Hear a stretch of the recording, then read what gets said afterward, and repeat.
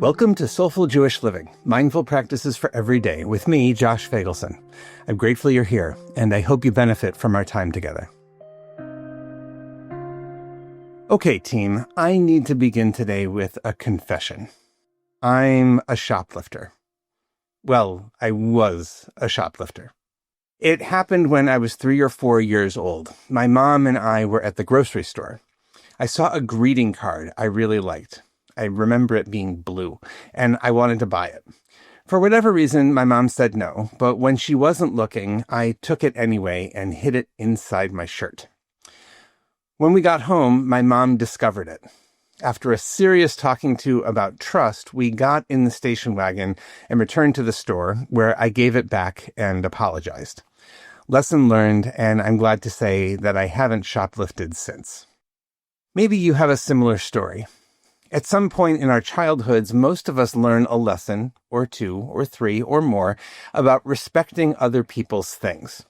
We learn to take turns sharing toys in preschool. We learn not to borrow our siblings' stuff without permission. We learn not to take other people's homework and pass it off as our own. In short, we learn not to steal, which is the 8th of the 10 Commandments and the subject of today's episode. Now, it seems straightforward enough to just understand the mitzvah here. Don't steal stuff, right? Like, how hard is that? And yet, if we're honest with ourselves, I think we know that this isn't a simple thing. Otherwise, the Torah probably wouldn't need to say it.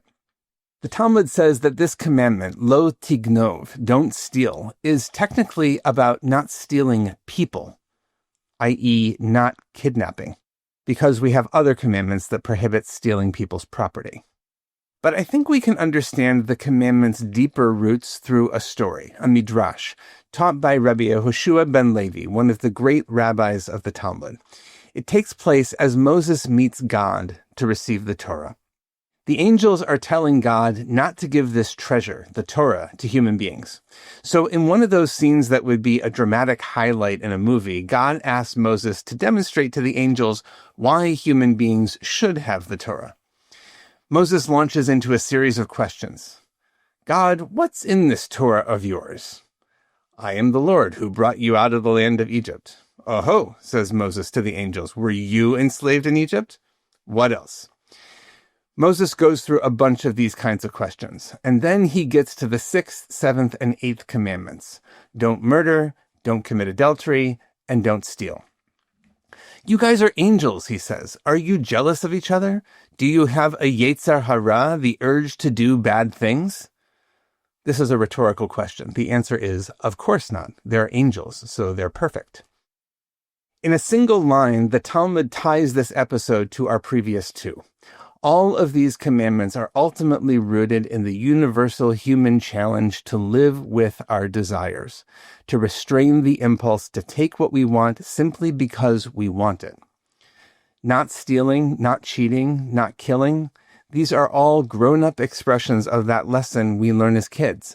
Notice the desire arise, but don't act on it. At bedrock, it's no more and no less than that. Here's a short meditation exercise that can help.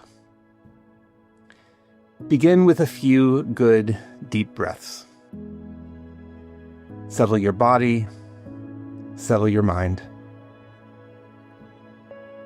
With each exhale, see if you can let go a little bit more. As you reach the bottom of your exhalation, try to wait a beat or two before you take a breath in. See if you can notice the natural desire to inhale, a little bit of craving for air, and don't just give into it right away. Decide to breathe. See if you can do the same thing at the top of the inhale. Hold it for a beat or two, and then again, decide to breathe.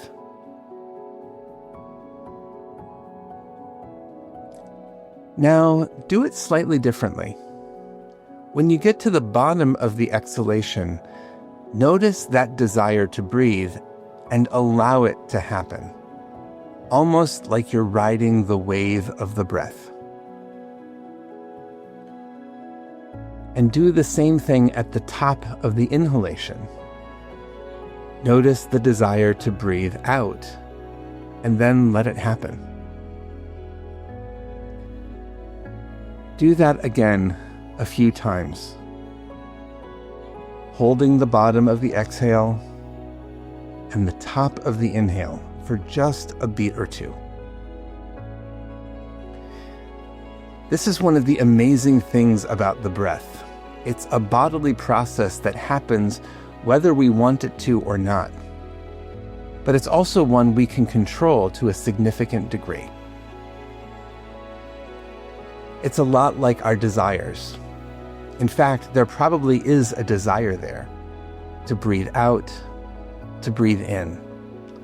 So this simple practice can help us notice that desire and work with it skillfully, not pushing it away, but also not just reflexively giving into it. It's one of the most basic lessons of all. And if we can learn it well, we can have a better relationship with ourselves, other people, and the world around us. Blessings for the journey. Know that I'm on it with you.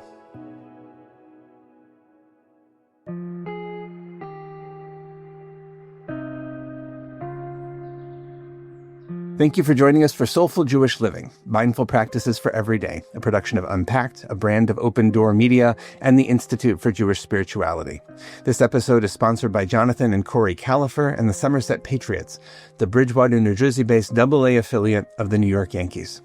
If you like this show, subscribe, share this episode with a friend, give us 5 stars on Apple Podcasts, and check out our website, unpacked.media, for everything Unpacked related.